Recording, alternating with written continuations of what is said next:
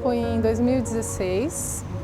Eu vinha de experiências com a Escola da Coluna e fui indicada por uma colega que foi entrevistada pelo Dr. Vinícius para integrar o grupo, né? Ele me entrevistou, falou da proposta do grupo e eu vi que tinha muito a ver com a minha filosofia de trabalho e foi lá em 2016 que eu entrei. É uma escola, né? É uma escola porque a troca de informações é muito rica, é um conforto porque você não está sozinho e é a alegria de poder oferecer para o paciente o que a gente tem de melhor, né? Ter a oportunidade de oferecer o nosso melhor, né? A fisioterapia é uma área que o paciente está muito em contato, né? Enquanto ele passa com o médico uma vez por mês, muitas vezes, fisioterapia, geralmente ele está ali toda semana, então a gente acaba fazendo uma ponte com os médicos, né? Dentro da necessidade do paciente, se teve algum efeito colateral do medicamento, ele não precisa esperar tanto tempo, a gente já faz a ponte. A gente traz para a equipe informações muitas vezes familiares, de coisas que não foram ditas na consulta. Então essa troca de informações é tão boa para o paciente como para os próprios profissionais ali que estão aprendendo muito o tempo todo. A gente tem mais tempo para criar esse vínculo, né? Então ele acontece mais com o fisioterapeuta, muitas vezes mais com o fisioterapeuta por estar mais tempo com ele, né? Então quanto mais forte o vínculo, mais o paciente se sente seguro para expor os seus problemas e a gente acaba identificando coisas que estão influenciando na dor dele e que o médico não teve a oportunidade de saber que aquilo estava acontecendo. Sem dúvida, sem dúvida. E o fisioterapeuta que trabalha com dor crônica, como todas as áreas, ele tem as suas especificidades, né? No caso, ele precisa ter uma visão do todo, do que a gente chama de biopsicossocial, né? Ele não pode olhar só o físico. Então a gente tem que entender como é que está o emocional, né?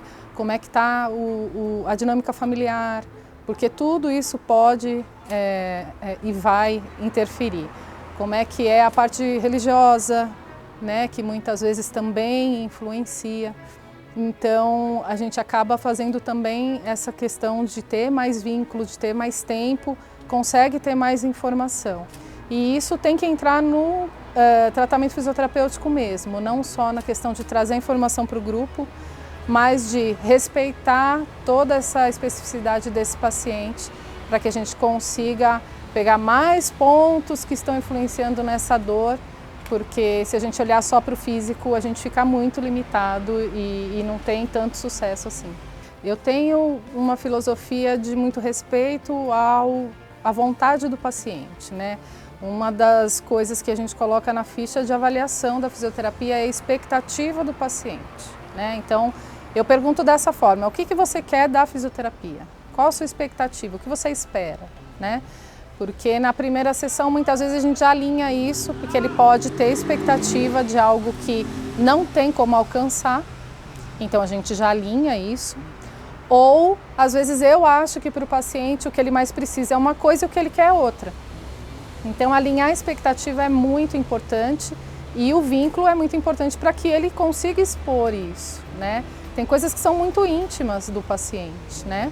E tem coisas que ele também nem sabe que influenciam.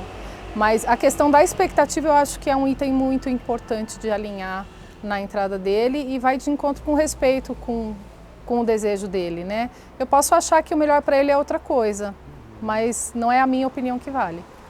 É porque a gente não pode estar o profissional em primeiro lugar, né? Eu entendo que o profissional de saúde ele vem para servir, né? Então a gente precisa ter isso claro, né? O paciente que tem dor, ele tem urgência, né? Ele está em sofrimento. Então não adianta eu querer dar o que eu acho que é melhor para ele. Eu preciso entender qual a necessidade dele, porque senão a adesão não vai acontecer, né? Então o alinhamento de expectativa é isso também, né? Se ele está com uma expectativa X e eu estou buscando outra, ou ele vai abandonar o tratamento, ou ele vai ficar insatisfeito, né? E é uma satisfação muito grande você estar num grupo que tem esse valor, né? Que é o valor do paciente que está à frente, né? A gente estuda custos em saúde também, porque a gente sabe que as coisas têm que ter sustentabilidade, né? Mas tem muita coisa dentro do valor do paciente que é sustentável, que é possível. A gente não pode olhar só o curto prazo, a gente tem que olhar lá na frente, né?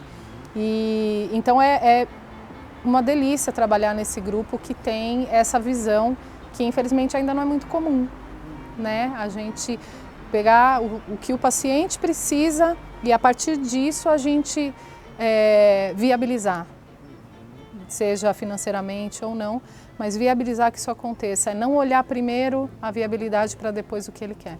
Os pacientes eles costumam dizer que eles se sentem abraçados, acolhidos, eles se sentem mais seguros, porque eles sabem que a gente se conversa. Quando você fala para um paciente, olha, o fisioterapeuta fala, eu vou conversar com o seu médico sobre o seu caso, ele muda o brilho no olhar, né?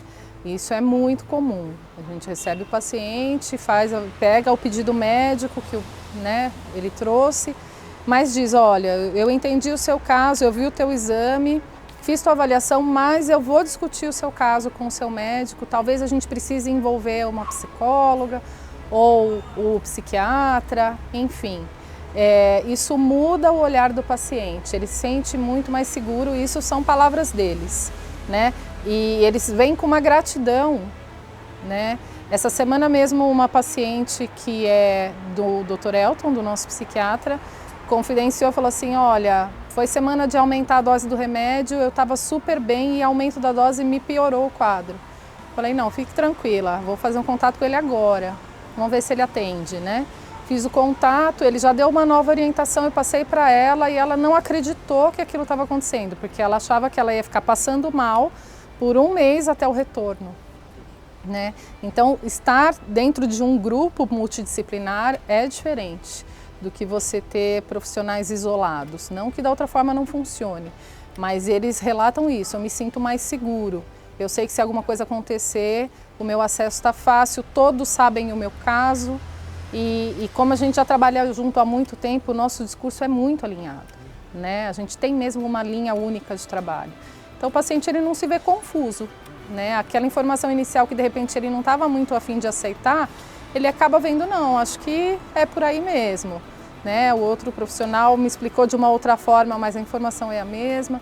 Então a segurança, a confiança, né? A gente precisa confiar em quem cuida da nossa saúde, né? Então é por aí.